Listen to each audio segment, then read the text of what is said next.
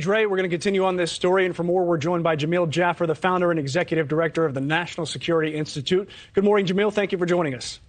Thanks for having me, Mitch. We had a previous guest, Gordon Chang, come on and say this was wrong from the get-go because President Biden had to walk over to President Xi to shake his hand.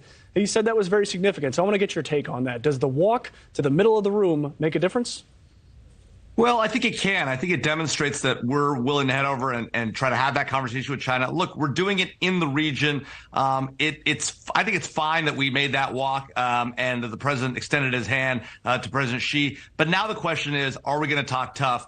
Are we going to hold the line? Are we going to be clear with President Xi about Taiwan, about the need to push back on North Korea and their nuclear efforts, about the need to ensure that China's human rights record is changed and that they stop doing what they're doing to religious folks in China, Muslim Uyghurs, and what they're doing to democracy activists and what they did to democracy activists in Hong Kong over the last year.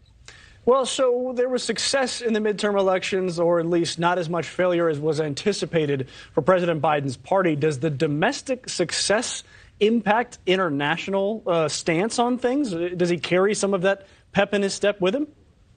Well, I'm not sure it affects necessarily the stance of the United States, but certainly it demonstrates that President Biden is stronger at home than I think he or perhaps other world leaders expected. Now, again, as you point out, it wasn't necessarily success. It was less of a loss.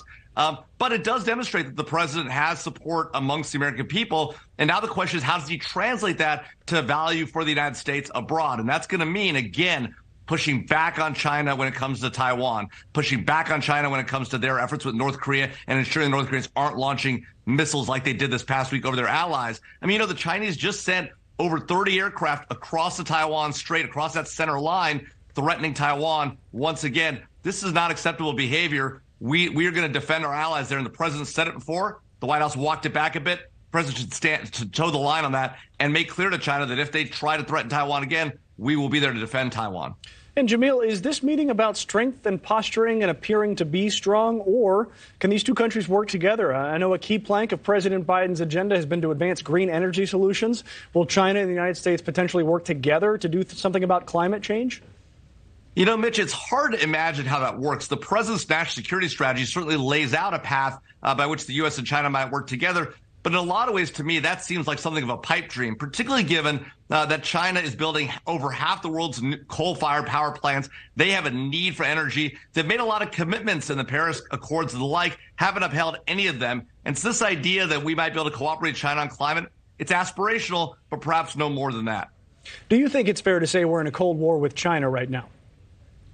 I think it is fair to say that we are very much in a very tense situation with China. It may amount to a Cold War. I actually worry this war turns hot if we don't demonstrate strength in this conflict, because China may very well go after Taiwan, watching what we did in Afghanistan, our withdrawal there, watching our sort of limited rise up in Ukraine. We have done a good job defending the Ukrainians, but they've really defended themselves. They may see an opportunity with Taiwan. If they do, what is, in a lot of ways, I think you're right, Mitch, a Cold War could turn hot very quickly if we're not careful. That requires us to project and demonstrate actual strength in this relationship with China. And that is Jamil Jaffer with the National Security Institute. We are expecting to hear from President Biden after his meeting with Xi Jinping later this hour. And when he does speak, we'll bring that to you live. Jamil, thank you.